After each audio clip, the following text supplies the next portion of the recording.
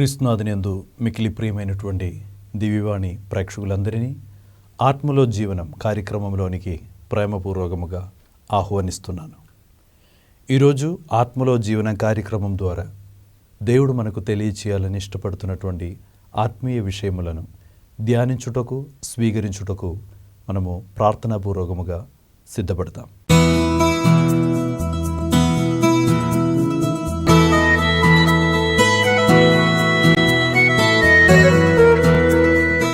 ప్రియమైనటువంటి సహోదరి సహోదరులారా, ఈరోజు ఆత్మలో జీవన కార్యక్రమం ద్వారా ధ్యానించుటకు దేవుడు మనల్ని ప్రేరేపిస్తున్నటువంటి వాక్య భాగము మత్తయి సువార్త 3వ అధ్యాయము 15వ వాక్యం. అది ఒక వాగ్దానము. దేవుడు ఈ విధముగా చెప్తున్నారు, పవిత్రాత్మతోనూ అగ్నితోనూ బ్యాప్టిస్మం ఇచ్చును. పవిత్రాత్మతోనూ అగ్నితో బ్యాప్టిస్మం ఇచ్చును. దేవుని యొక్క వాగ్దానం. ఈరోజు ఈ యొక్క ఆత్మలో జీవన కార్యక్రమంలో పాల్గొని మనం ప్రార్థించుకునేటప్పుడు ఒక ప్రార్థన మన మనసులో ఉండాలి. అది ఏమనగా, దేవా నీ అగ్నితో నన్ను అభిషేకించుము దేవా, నీ పవిత్రాత్మతో నన్ను అభిషేకించుము దేవా, నీ పరిశుద్ధాత్మ అగ్ని అభిషేకములో నడుచుకునే కృపను నాకు దయచేయము దేవా అని మనం ప్రార్థించాలి. లూకాసు వార్త 12వ అధ్యాయం 49వ వాక్యంలో దేవుడు ఈ విధముగా చెప్తున్నారు, నేను భూమి మీద నిప్పు అంటించుటకు వచ్చి ఉన్నాను. భూమి మీద నిప్పును అంటించుటకు వచ్చి ఉన్నాను. ఈరోజు మనం ప్రార్థిస్తూ ఉండాలి, దేవా భూమి మీద అగ్నిని అంటించుటకు వచ్చిన దేవా, నా మీద నీ అగ్నిని మండించుము దేవా అని ప్రార్థించాలి. నా హృదయలో నా జీవితం మీద ప్రభువా నీ అగ్ని ప్రభావమును నీ అగ్ని అభిషేకములో నన్ను నింపుము అని ప్రార్థిస్తూ ఉండాలి. ఆనాడు పెంతెకొస్త పండగ రోజున అపొస్తలుల పరిచర్య 2వ అధ్యాయంలో మనం చూస్తున్నాము, బలమైన గాలి వీచింది, దాంతోపాటు అగ్ని జ్వాలలు 4 వలె వ్యాపించి వాళ్ళందరి మీద దిగివచ్చింది. ఆ సమయం వరకు కూడా భయంతో జీవించిన శిష్యులు, ఆ సమయం వరకు కూడా అవిశ్వాసముతో జీవించినటువంటి శిష్యులు, ఆ సమయం వరకు కూడా అపవిత్రతతో జీవించిన శిష్యులందరూ కూడా అద్భుతకరమైన విధముగా ఆ అగ్ని అభిషేకముతో శుద్ధిని పొందుకున్నారు. ఈ రోజుల్లో కూడా మన జీవితంలో ఒకవేళ ఆనాడు పేతురు అదేవిధముగా మిగిలిన శిష్యులందరూ కూడా భయముతో జీవించేవాళ్ళు. వాళ్ళెప్పుడు ఆ యొక్క పవిత్రాత్మ చేత అగ్ని అభిషేకాన్ని పొందుకున్నారో అప్పుడు వాళ్ళ మనసులో నుండి ఆ భయం తొలగిపోయింది. ఈ రోజుల్లో చాలామంది భయంతో జీవించే వాళ్ళు ఉన్నారు. ఈ యొక్క వాక్య పరిచర్యలో పాల్గొనే మా అందరిలో కూడా ఎవరైనా భయముతో జీవించే వాళ్ళు ఉన్నారేమో. ఆ పవిత్రాత్మ దేవుడు నీ మీద దిగి వచ్చినప్పుడు నీలో జరగబోయే మొదటి ఆశీర్వాదము నీ మనసులో ఉన్నటువంటి భయాన్ని తొలగించు శక్తి ఆ దేవునిలో ఉన్నది. అదేవిధముగా ఆ శిష్యులు పొందుకునేటువంటి 2వ ఆశీర్వాదం ఏమనగా అవిశ్వాసము తొలగిపోయింది. పేతురు అప్పుడప్పుడు కూడా భయంకరమైన విధముగా ఆ శోధనకు గురి అయ్యేవాడు. యేసుప్రభుతో కలిసి నడుచుకునేటప్పటికీ కూడా చాలా రకరకాల శోధనలో లొంగిపోయినాడు. కానీ పవిత్రాత్మ దేవుడు అతని మీదకి దిగి వచ్చిన సమయంలో అద్భుతకరమైన ఆ విశ్వాసములో ఆ దృఢపరపబడ్డాడు. 3వదిగా వాళ్ళ జీవితంలో జరిగిన 3వ ఆశీర్వాదం ఏంటంటే అగ్ని అభిషేకం పొందుకునేసరికి వాళ్ళు పొందుకునే 3వ ఆశీర్వాదం ఏంటంటే అపవిత్రమైనదంతా కూడా పవిత్రాత్మ దేవుడు వాళ్ళ జీవితం నుండి కాల్చివేశారు.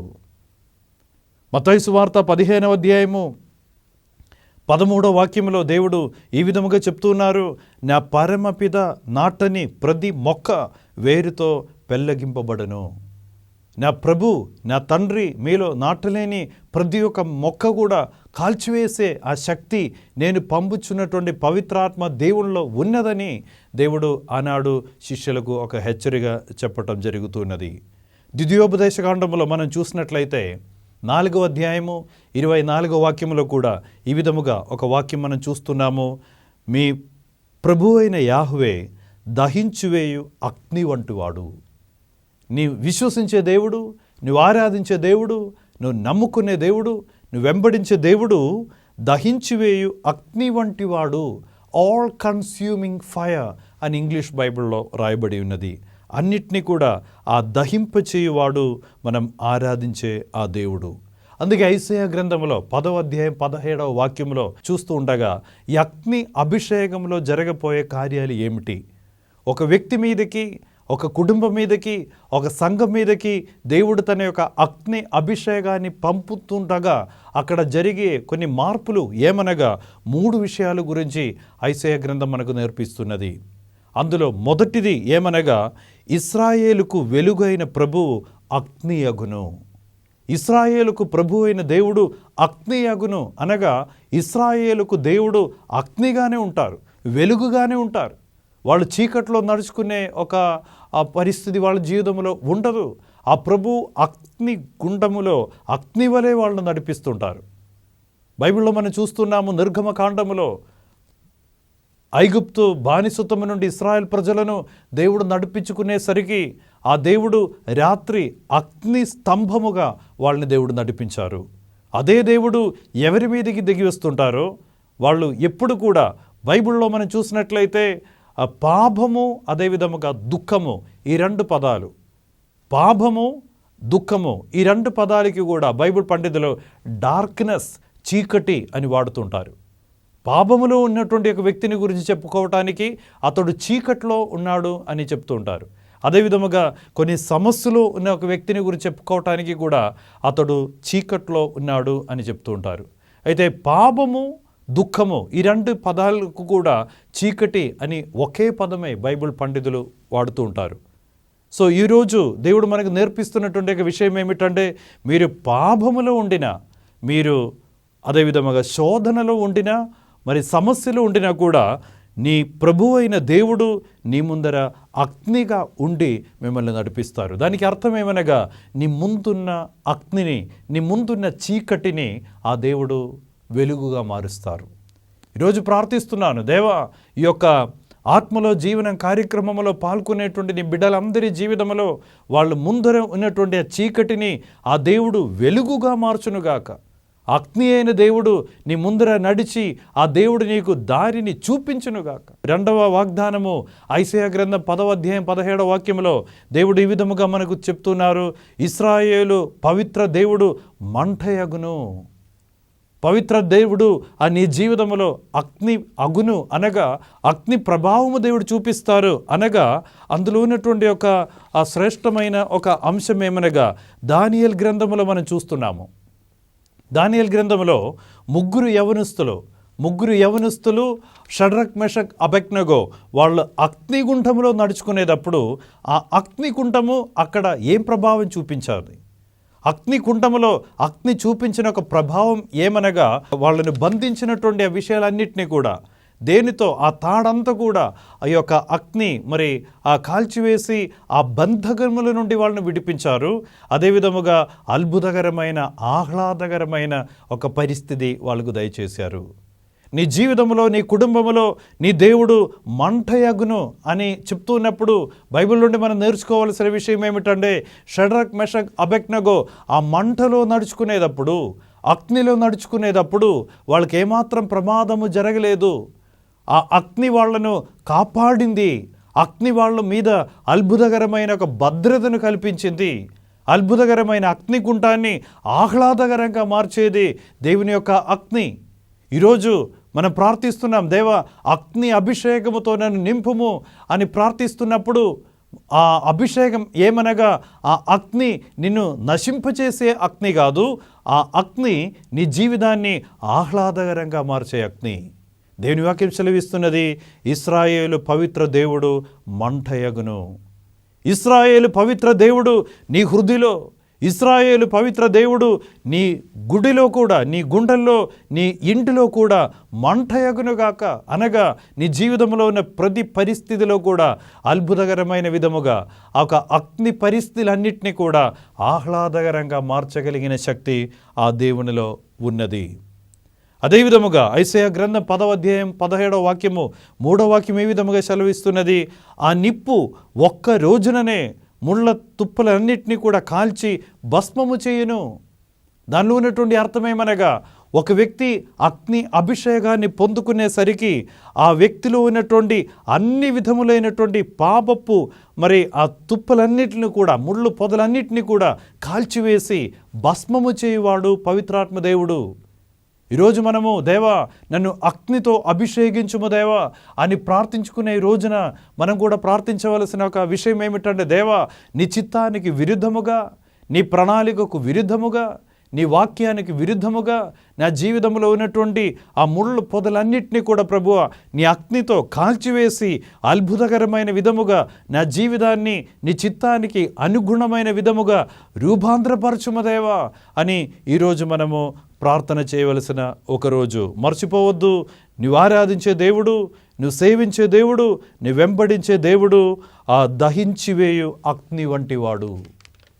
ఈ దహించివేయు అగ్ని వంటి వాడు మన జీవితంలో దిగి వస్తుండగా ప్రియమైనటువంటి సహోదరులారా, ఆ దేవుడు ఇంకను మన జీవితంలో చేస్తున్నటువంటి ఆ 3 విషయాల గురించి కూడా మీతో చెప్పాలని ఇష్టపడుతున్నాం. మొట్టమొదటిగా ఆ దేవుని యొక్క అగ్ని అభిషేకం నీ మీద దిగి వస్తూ ఉండగా ఆ అగ్ని నిన్ను కాపాడుతున్నది.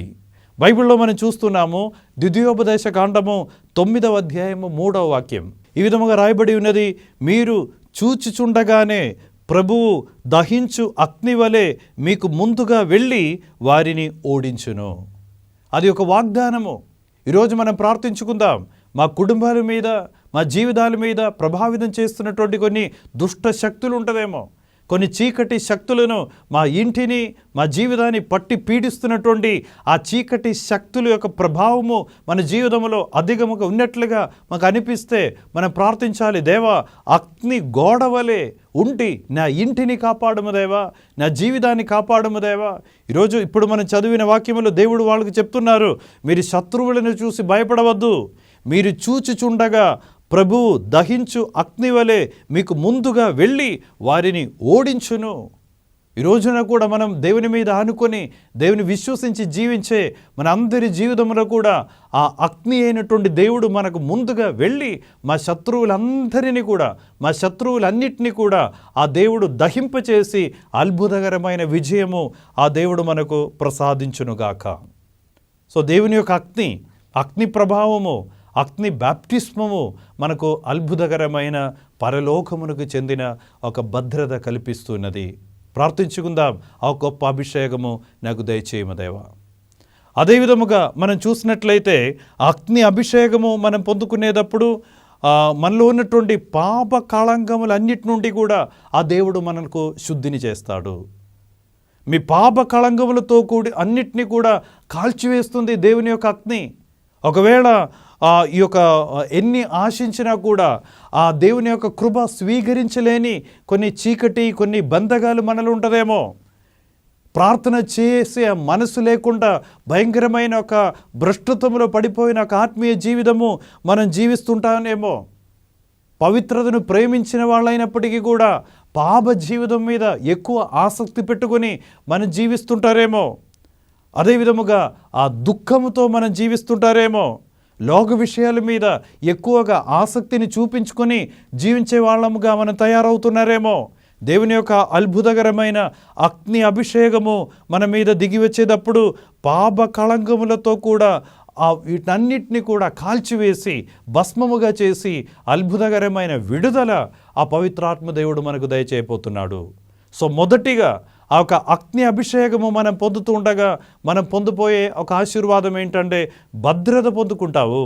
నీ శత్రువులని అందరినీ కూడా అన్నిటినీ కూడా వాళ్ళు నీవు చూడగానే ఓడిపించు శక్తి ఆ దేవునిలో ఉన్నదని ద్వితీయోపదేశకాండం 9:3 మనకు నేర్పించింది. అదేవిధముగా మన జీవితంలో మనల్ని ఆటంకపరుస్తున్నటువంటి ప్రతి ఒక్క దుష్ట కార్యముల నుండి కూడా విముక్తినిచ్చే శక్తి ఆ పవిత్రాత్మ దేవుడు ప్రసాదించే అగ్నిలో ఉందని మనం తెలుసుకోవాలి.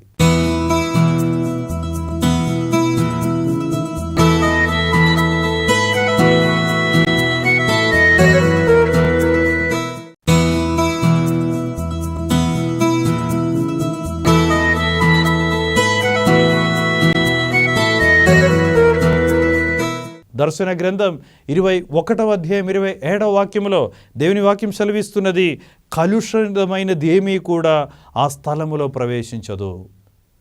అంటే పరలోకములో మనం ప్రవేశించాలంటే మనమందరం కూడా ఆ పరలోక భాగ్యము కోసం ఎదురు చూసి జీవించేవాళ్ళం.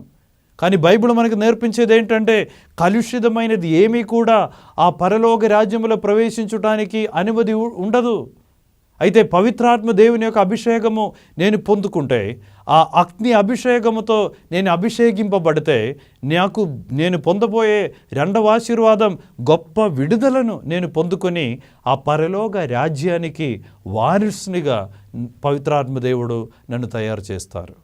ఆ పరలోక రాజ్యములో చేరే భాగ్యమును ఆ దేవుడు మనకు ప్రసాదిస్తాడు. అందుకే ఈరోజు మనం ప్రార్థిస్తున్నాము, తండ్రి నీ యొక్క పవిత్రమైన పరిశుద్ధాత్మ అగ్ని అభిషేకముతో నన్ను దీవించుము అని మనం ప్రార్థిస్తూ ఉండాలి.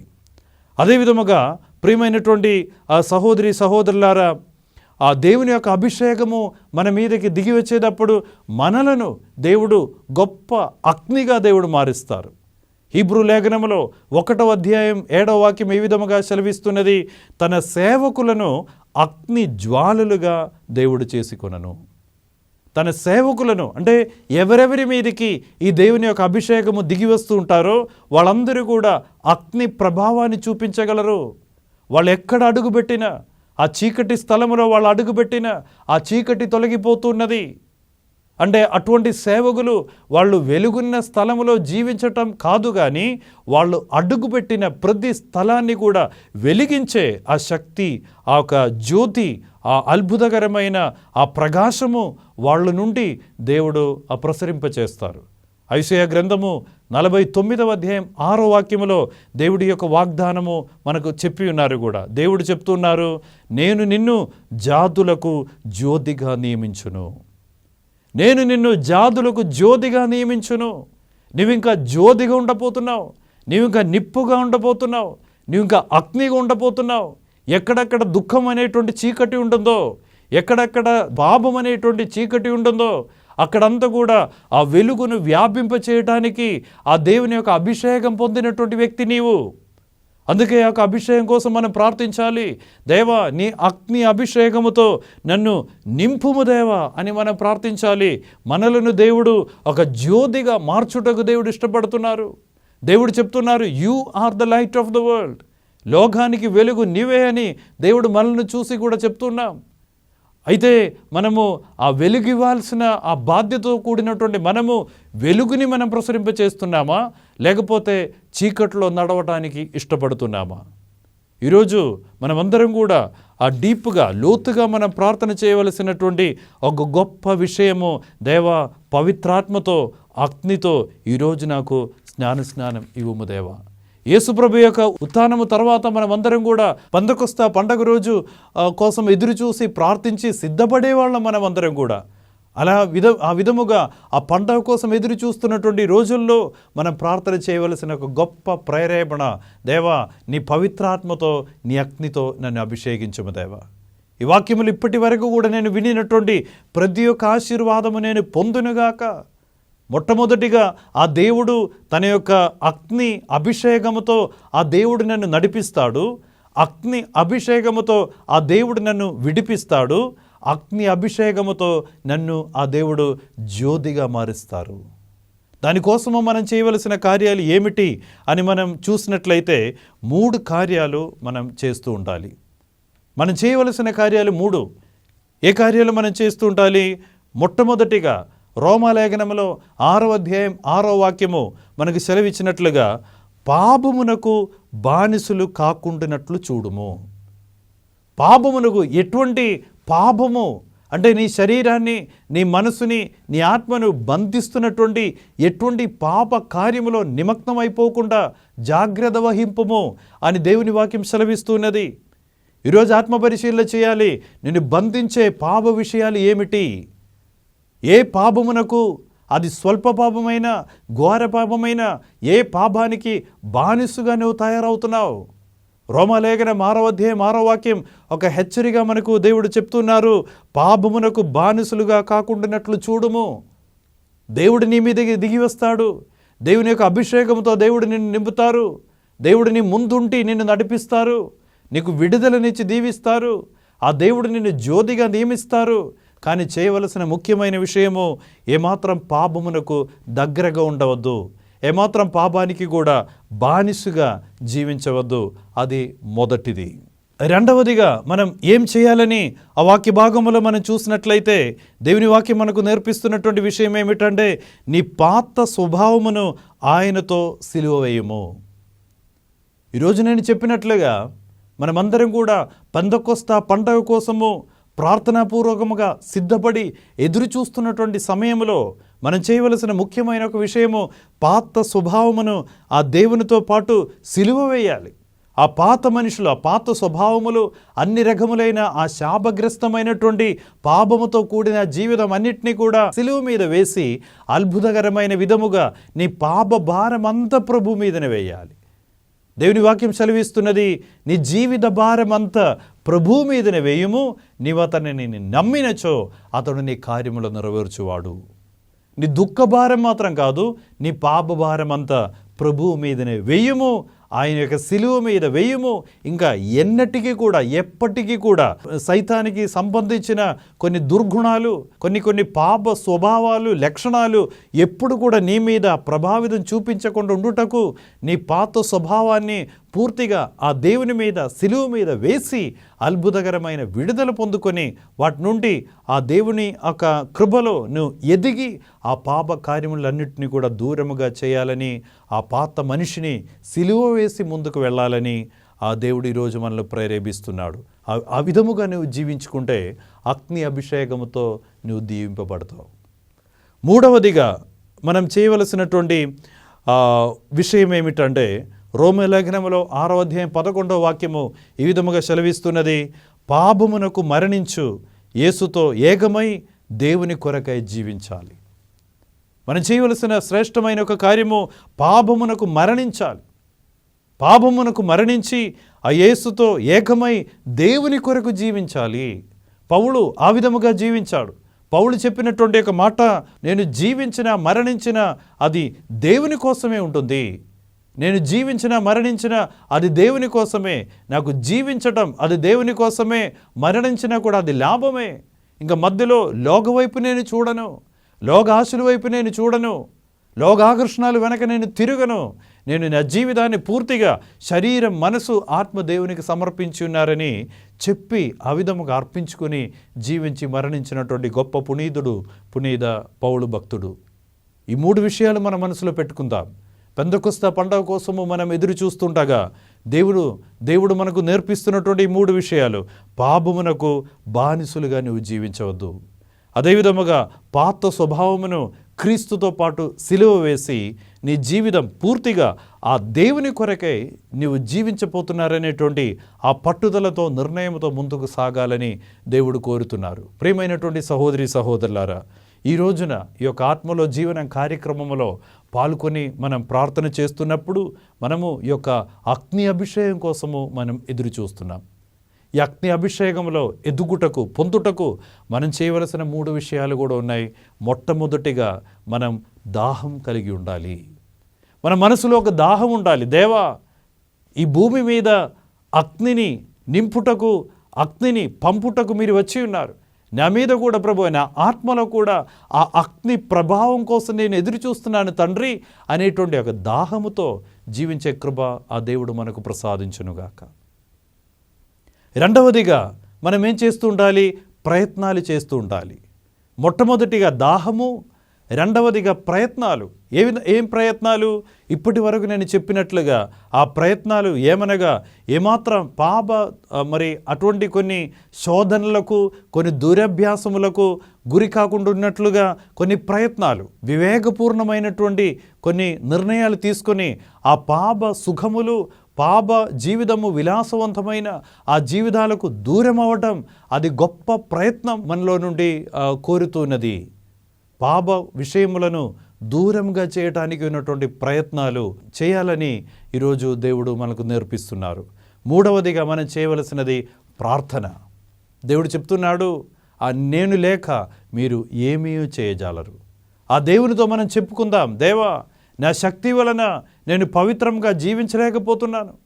నాలో ఉన్నటువంటి ఆ ప్రత్యేకతల వలన నేను ఆత్మీయంగా నేను ఎదగలేకపోతున్నాను. అయితే ఆ దేవునిలో మనల్ని నిలిపేది, ఆ దేవుని యొక్క అభిషేకములో మనల్ని నిలబెట్టేదే ప్రార్థనా జీవితము. ఆ ప్రార్థనా జీవితంలో మనం ఉండాలి. పెంతెకొస్తు పండగ కోసము ఎదురు చూస్తున్నటువంటి ఈ రోజుల్లో దేవుడు మనతో చెప్పేది ఏంటంటే, ఎడతెగని ప్రార్థనతో నువ్వు ముందుకు వెళ్ళు. నువ్వు ప్రార్థన చేస్తుండగా క్రీస్తుతో ఏకమై ఆయన మహాశక్తి ద్వారా నీ బలమును అభివృద్ధి పరచుకొని దాహముతో మరి దుష్కార్యముల నుండి దూరం చేసే ప్రయత్నాలతో నువ్వు ముందుకు కొనసాగిస్తుండగా అద్భుతకరమైన ఆ బ్యాప్టిజం, అగ్నితో కూడిన బ్యాప్టిజం ఆ దేవుడు నీకు దయచేస్తారు. ఈరోజు మనం ప్రార్థించుకుందాం. ప్రియమైనటువంటి సహోదరి సహోదరులారా, ఇప్పటి వరకు కూడా మనం ధ్యానించినటువంటి దేవుని యొక్క వాక్యము, మీ ప్రభు అయిన యాహ్వే దహించివేయు అగ్ని వంటివాడు. దహించివేయు అగ్ని వంటివాడు. ఆ దేవునిలో ఉన్నటువంటి ఆ గొప్ప వాగ్దానము, అభిషేకము మనం పొందుకుంటాం. నేను చెప్పినట్లుగా ఈ రోజున ఈ యొక్క అభిషేకము నువ్వు పొందుకుంటే ఆ అగ్ని నిన్ను కాపాడుతూ ఉంటుంది. ఆ అగ్ని నీకు విడుదలనిస్తూ ఉంటుంది. ఆ అగ్ని జాతులకు జ్యోతిగా నిన్ను నియమించేదే. ఈరోజు ఈ ఆత్మలో జీవనం కార్యక్రమంలో పాల్గొని ప్రార్థించిన మిమ్మల్ని అందరినీ ఆ దేవుడు అగ్ని అభిషేకముతో నింపునుగాక. అందరికీ కూడా ఆ అగ్ని, పరలోకమునికి చెందిన ఒక భద్రత మీ జీవితంలో ఆ అగ్ని ప్రసాదించునుగాక. అద్భుతకరమైన అభిషేకంతో కూడిన విడుదల కార్యము మీ జీవితంలో చెయ్యునుగాక. అన్నిటికంటే ముఖ్యముగా ఆ దేవుడు మిమ్మల్ని అందరినీ కూడా జాతులకు జ్యోతిగా నియమించి, ఇంకను ఆ ప్రభు గురించి తెలియలేని వాళ్ళందరికీ కూడా ఆ ప్రభువుని తెలియచేసే ఆ గొప్ప శక్తిని, జ్ఞానాన్ని ఆ దేవుడు మీ అందరికీ కూడా సమృద్ధిగా దయచేయాలని కూడా మనస్ఫూర్తిగా ప్రార్థిస్తున్నాను. ఈ పరిచర్యలో పాల్గొనేటువంటి మీ అందరినీ కూడా దేవుడు సమృద్ధిగా దీవించునుగాక. ప్రభు మీతో ఉండునుగాక. సర్వశక్తి గల సర్వేశ్వరుడు, పిత, పుత్ర, పవిత్రాత్మ దేవుడు మిమ్మల్ని అందరినీ ఆశీర్వదించి దీవించి కాపాడునుగాక. ఆమేన్.